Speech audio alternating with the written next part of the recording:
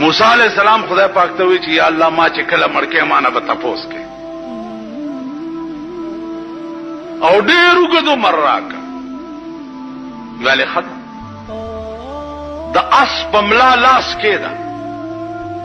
چې ستا د لاس لاندې څومره ویښته رااله نو د ویښته په سر به 1 کال عمر درکو. عزیزونو د اس ملا به تاسو لیدلي که ني اوس چې بار لاړ شئ چېرته وګورئ د لاس لاندې لکونه ویښته راځي لکونه ویښته. نو الله ته وفرمایل موسی علیہ السلام چې یا الله که دام خلاص شي بیا به دې مړ کو لکونه کاله چې تیر شي بیا به مې مړ کې او زما قانون دا دی موسی